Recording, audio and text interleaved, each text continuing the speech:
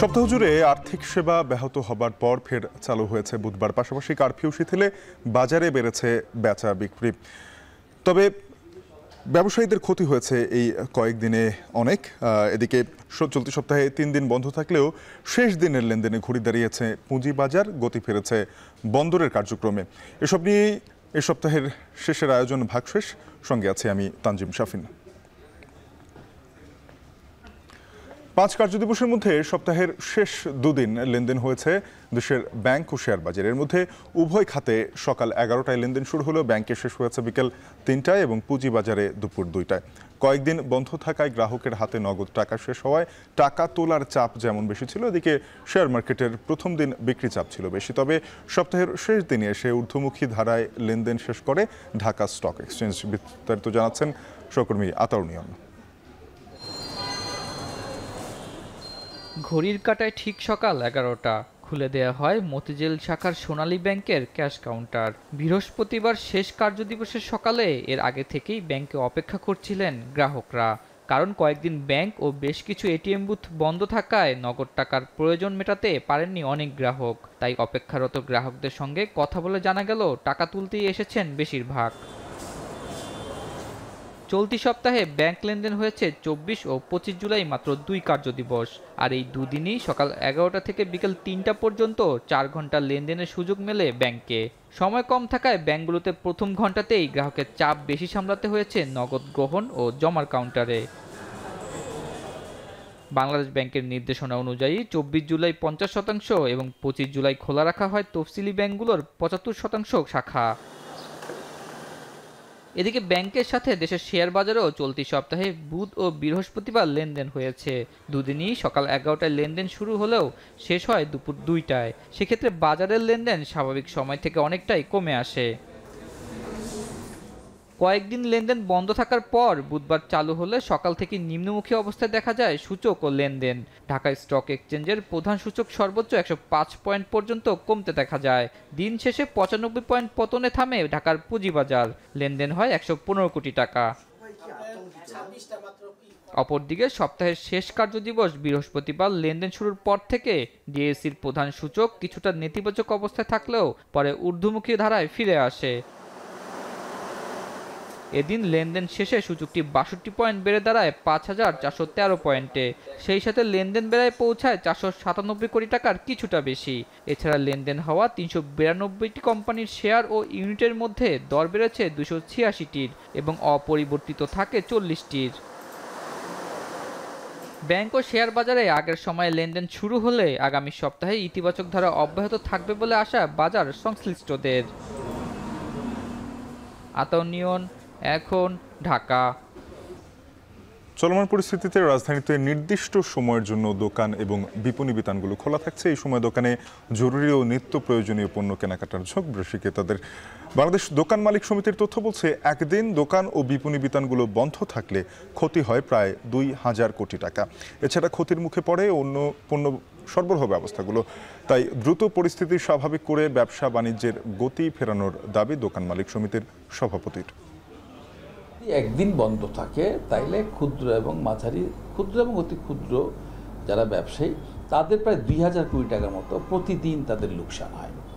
হ্যাঁ, আর এখন তো লোকসানের ভাগটা আরও বেশি, কারণ আমার মালটা নষ্ট হচ্ছে, আমার পুঁজিটা নষ্ট হয়ে যাচ্ছে। আমাদের চাওয়াটা খুব দ্রুত স্বাভাবিক অবস্থা ফিরে আসা। যেভাবে কাজ করছেন তাতে আমরা আশা করছি খুব দ্রুততম সময়ের মধ্যেই আইন শৃঙ্খলা পরিস্থিতি উন্নতি হবে এবং স্বাভাবিক জীবনযাত্রা শুরু হবে। চাঁদপুরের বাজারে বেড়েছে ইলিশের সরবরাহ। কেজিতে দাম কমেছে 3 থেকে 400 টাকা পর্যন্ত। শহরের বড় স্টেশন মাছঘাট থেকে আরও জানিয়েছেন সহকর্মী তালহা জুবায়ের। দেশের অন্যতম বড় ইলিশের পাইকারি বাজার চাঁদপুর বড় স্টেশন মাছঘাটে ইলিশের সরবরাহ তুলনামূলক কিছুটা বৃদ্ধি পেয়েছে। গত কয়েকদিন যাবৎ চাঁদপুরের স্থানীয় পদ্মা মেঘনার পাশাপাশি সাগরে ধরা পড়া যে ইলিশ তা কিন্তু সরবরাহ করা হচ্ছে এই বাজারে। বিশেষ করে দেশের দক্ষিণাঞ্চলের বিভিন্ন জেলা বরিশাল, ভোলা, পাথরঘাটা, হাতিয়া সহ চট্টগ্রামের মাছও কিন্তু আসছে। এর প্রভাব কিন্তু পড়েছে বাজারে। গেল সপ্তাহের তুলনায় কিন্তু বাজারে এখন যে ইলিশ বিক্রি হচ্ছে তা কিন্তু কেজিতে 300 থেকে 400 টাকা কম দামে কিন্তু বিক্রি করা হচ্ছে। আজকের বাজারে যে 1 কেজি ওজনের ইলিশ বিক্রি করা হচ্ছে 1600 থেকে 1650 টাকায় দরে বিক্রি করা হচ্ছে, এবং যা কিন্তু গেল এক সপ্তাহ আগেও 1800 থেকে 1900 টাকা দরে বিক্রি করা হচ্ছে। তাছাড়া 700 থেকে 800 গ্রাম ওজনের ইলিশ বিক্রি করা হচ্ছে 1450 থেকে 1500 টাকা, এবং ছোট সাইজের যে ইলিশ তা কিন্তু বিক্রি করা হচ্ছে 900 থেকে 1000 টাকা দরে। তবে দক্ষিণাঞ্চলের যে ইলিশ তা কিন্তু কেজিতে 200 থেকে 250 টাকা কম দামে পাওয়া যাচ্ছে। তবে 2.5 কেজি থেকে 2 কেজি ওজনের যে ইলিশ তা কিন্তু 3000 থেকে 3500 টাকা দরে বিক্রি করা হচ্ছে। ব্যবসায়ীরা বলছেন এখন ভরা মৌসুম চলছে এবং নদীতে কিন্তু গত কয়েকদিনের তুলনায় কিন্তু এখন কিছুটা মাছ বেশি পাওয়া যাচ্ছে, এবং তারা প্রত্যাশা করছেন আগামীতে মাছের সরবরাহ বৃদ্ধি পেলে এবং গভীর সমুদ্রে যে সমস্ত জেলেরা মাছ ধরতে নেমেছে তাদের ধরা মাছ যখন বাজারে নিয়ে আসবে তখন কিন্তু মাছের দাম কিন্তু আরও কিছুটা কমবে। এবং বাজার করতে আসা যে ক্রেতারা তারা বলছেন যে এখনও কিন্তু তাদের নাগালের মধ্যে কিন্তু ইলিশ নেই। এখন তারা প্রত্যাশা করছেন যে সামনে যদি আরও দাম কমে এবং তাদের নাগালের মধ্যে যদি আসে তখন কিন্তু সব শ্রেণীর মানুষ ইলিশের স্বাদ পেতে পারবেন। এবং একটা বিশেষ যে চাঁদপুরের ইলিশ তা কিন্তু দেশের আপামর বিভিন্ন জায়গার মানুষ কিন্তু চাঁদপুরের ইলিশের প্রতি কিন্তু একটা বিশেষ আকর্ষণ কিন্তু তারা বোধ করেন, এবং যার কারণে কিন্তু দেশের ঢাকা সহ অনেক জায়গায় কিন্তু এই ইলিশ পৌঁছানো হয় এবং অনেকেই কিন্তু এখানে ইলিশ কেনার জন্য আসে, যার কারণে কিন্তু এখানে ইলিশের সবসময় কিন্তু একটা বাড়তি চাহিদা থাকে। তো সবকিছু মিলিয়ে এই ছিল আমার সেই ইলিশের সবশেষ সংবাদ। একটা বিরতি নিয়ে ফিরবো ভাগশেষ আয়োজনের সঙ্গেই থাকুন।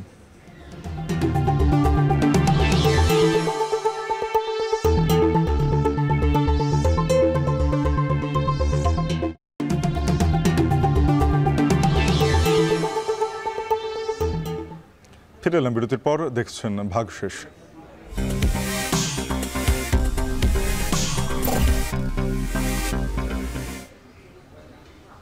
চলতি সপ্তাহে 3 কার্যদিবস বন্ধ থাকার পর গতকাল যখন পুঁজিবাজার খোলা হয় তখন নেতিবাচক প্রবণতায় লেনদেন চলে এবং শেয়ার বিক্রির হিড়িক পড়ে যায়। তখন আমরা দেখেছি যে দিন শেষে পুঁজিবাজার 90 পয়েন্টের বেশি প্রধান সূচকে হারিয়েছিল। তবে আজকের দিনে ব্যতিক্রম চিত্র, 3 ঘন্টার লেনদেন হয়েছে প্রায় 500 কোটি টাকার মতো এবং এদিন সূচক বেড়েছে 60 পয়েন্টের বেশি। আমরা একটু দেখে নেই, ডিএসইএক্স ডিএসইর প্রধান সূচক দাঁড়িয়েছে 5413.64 পয়েন্টে। প্রধান সূচক আজকের দিনে বেড়েছে 62.81 পয়েন্ট। এছাড়া লেনদেন হয়েছে 497 কোটি 34 লাখ টাকার।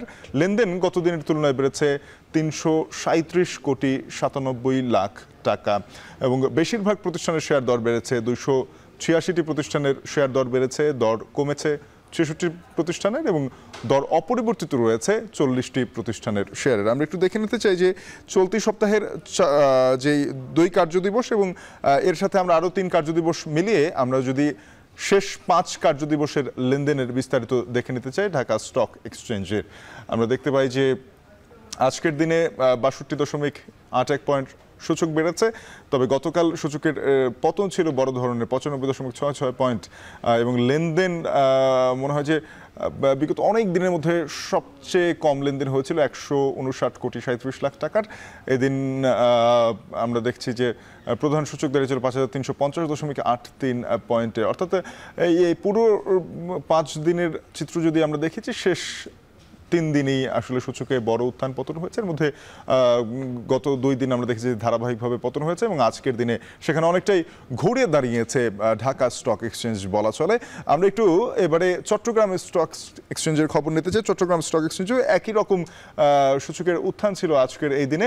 আমরা দেখছি 56.34 পয়েন্ট বেড়েছে প্রধান সূচক CASPI, সেখানে 15,415.37 পয়েন্টে দাঁড়িয়েছে সিএসির সার্বিক সূচক। লেনদেন হয়েছে 3 কোটি 54 লাখ টাকা, লেনদেন বেড়েছে 1 কোটি 3 লাখ টাকার মতো। বেশিরভাগ প্রতিষ্ঠানের শেয়ার দর যদিও কমেছে, আমরা দেখছি যে 89 প্রতিষ্ঠানের শেয়ার দর কমেছে, দর অপরিবর্তিত রয়েছে 19 প্রতিষ্ঠানের এবং দর বেড়েছে 79টি প্রতিষ্ঠানের।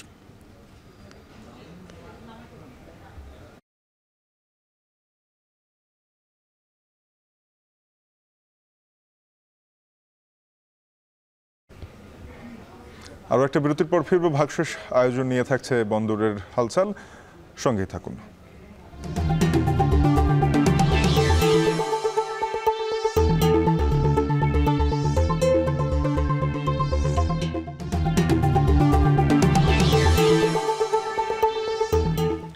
ফিরে এলাম বিরতির পর, দেখছেন ভাগশেষ।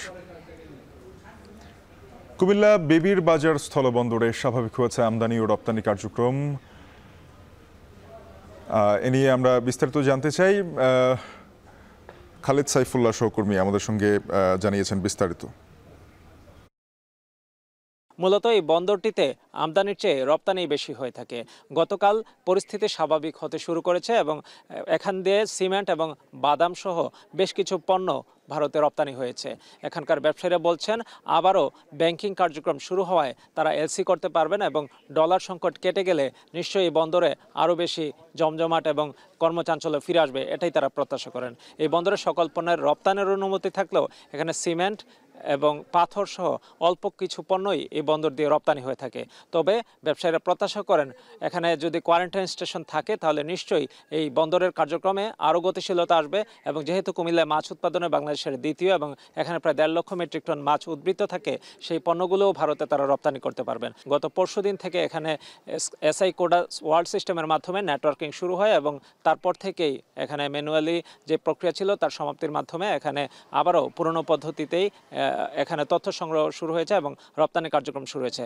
এখানকার কর্মকর্তারা বলছেন যে তারা সবসময় প্রস্তুত ছিলেন, কিন্তু এখানে পণ্যবাহী যে যানবাহন এবং এখানে ইন্টারনেট না থাকার যে বিরূপ প্রভাব, তার ফলে কিন্তু রপ্তানিকারকরা এখানে তারা পণ্য নিয়ে আসেন এবং এর ফলে গত কয়েকদিন কিন্তু এই স্থবিরতা ছিল। গত এই এক সপ্তাহে এখানে প্রায় 38,310 ডলারের এখানে পণ্য ভারতে রপ্তানি হয়েছে, বিশেষ করে সিমেন্ট এবং বাদামি উল্লেখযোগ্য। তো এখানে যারা ব্যবসায়ী তারা প্রত্যাশা করেন নিশ্চয়ই তারা তাদের ব্যবসায়িক কার্যক্রম আবার সচল করতে পারবেন। হিলি স্থলবন্দর দিয়ে স্বাভাবিক হয়েছে আমদানি রপ্তানি কার্যক্রম। প্রতিদিন ভারত থেকে আসছে 80 থেকে 90 ট্রাক পণ্য। এ নিয়ে বিস্তারিত জানিয়েছেন সহকর্মী সোহেল রানা।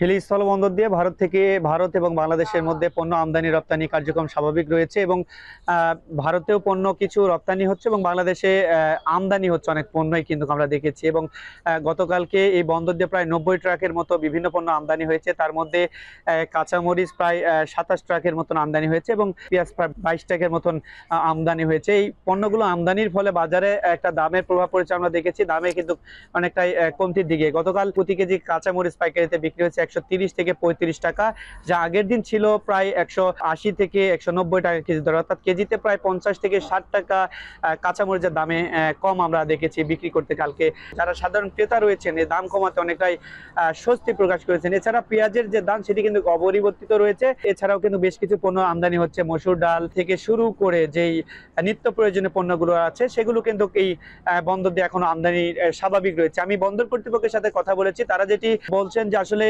লেবার থেকে শুরু করে বন্দরের যে কার্যক্রম সেটি শেষ করে দ্রুত যাতে এসব পণ্য আমদানিকৃত পণ্য বাজারজাত করতে পারে ব্যবসায়ীরা, সেজন্য তাদেরকে সব ধরনের সহযোগিতা তাদের পক্ষ থেকে দেওয়া হচ্ছে। এবং তারা বলছেন যে আসলে বন্দর এলাকার গুরুত্ব বিবেচনা করে এলাকাতে যদি ইন্টারনেট পরিষেবার গতি যদি আরো বাড়ানো যায় সেক্ষেত্রে আমদানি রপ্তানি গতি বাড়বে, পণ্য আমদানি হবে, দেশের বাজারে সেই পণ্য সরবরাহ ঠিক থাকলে দামেও কিন্তু কমতির দিকে থাকবে এবং ক্রেতাও অনেকটাই স্বস্তি পাবেন বলে তারা বলছেন। তো সব মিলিয়ে বলা চলে যে হিলি স্থলবন্দর দিয়ে আমদানি রপ্তানি স্বাভাবিক রয়েছেন এবং সবচাইতে বেশি আমদানি হচ্ছে কাঁচামরিচ এবং পেঁয়াজ এবং সেই পণ্যগুলোর দামেও কিন্তু একটা স্বস্তি রয়েছে। তো এ ছিল আমার কাছে হিলি স্থলবন্দর থেকে আমদানি রপ্তানি নিয়ে সর্বশেষ পরিস্থিতি।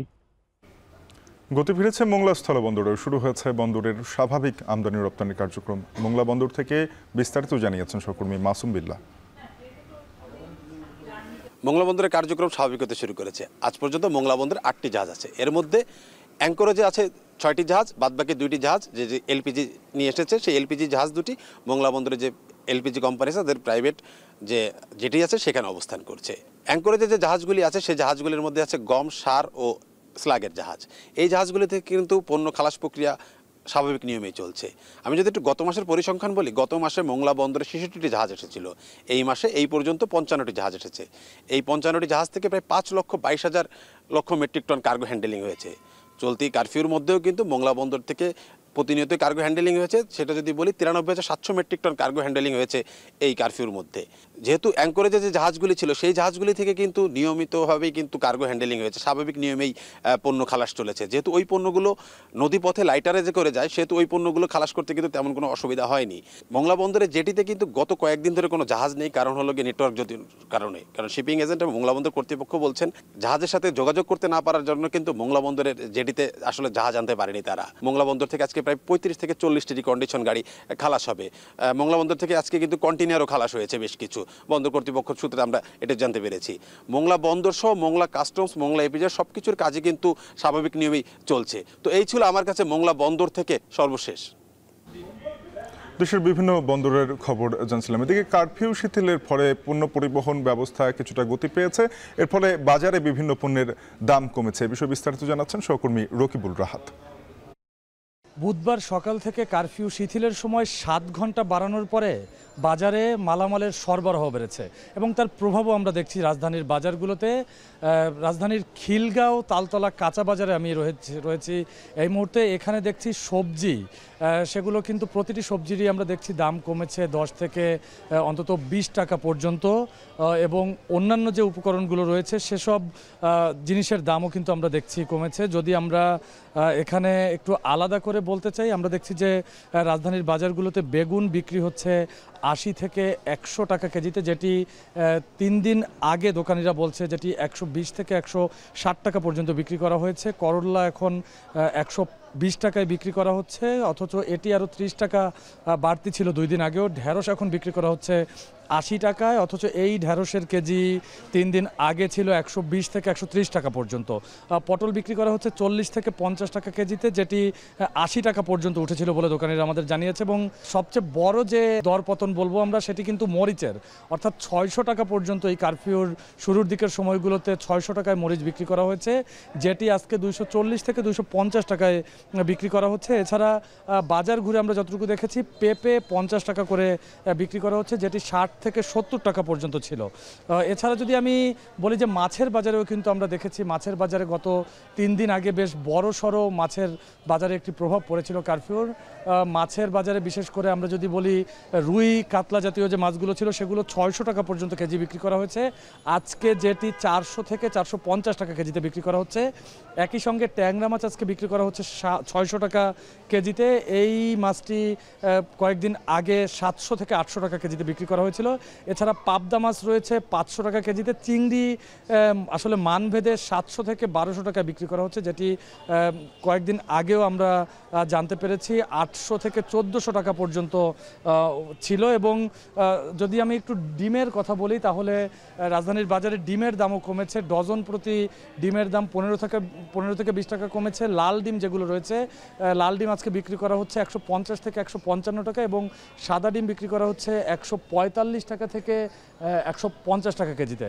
এবং যারা ক্রেতা রয়েছেন, ক্রেতারা বলছেন যে যেহেতু তারা বাজারে এসে এই কয়েকদিন বাজারেও তারা কম এসেছে, এবং আজকেও কিন্তু যারা দোকানি রয়েছে, দোকানিরা বলছে যে ক্রেতার পরিমাণ মোটামুটি কম, অর্থাৎ ক্রেতা বাজারে আসছে কম। এবং তবে গত কয়েকদিনের তুলনায় যেহেতু পণ্যবাহী ট্রাকগুলো চলছে, যানবাহনগুলো চলছে, সেক্ষেত্রে পণ্যবাহী সেসব যানবাহনে করে রাজধানীতে ঢাকার বাইরে থেকে কিন্তু এইসব সবজি, মাছ এবং অন্যান্য জিনিসপত্র আসছে, যার কারণে তারা বলছে যে আজকের পরে অর্থাৎ আগামী দিনগুলোতে বাজার এর চেয়ে আরও কিছুটা স্বাভাবিক হবার আশার কথাও কিন্তু বলছেন বিক্রেতারা। এই ছিল রাজধানীর খিলগাঁও তালতলা বাজার থেকে আমার কাছে সবশেষ। এ ছিল ভাগশেষে। এখন টেলিভিশনের ওয়েবসাইট দেখতে ভিজিট করুন www.ekhon.tv। এছাড়া ফেসবুকে যুক্ত থাকুন facebook.com/tv.ekhon, আর ইউটিউবে দেখুন youtube.com/c/ekhon tv।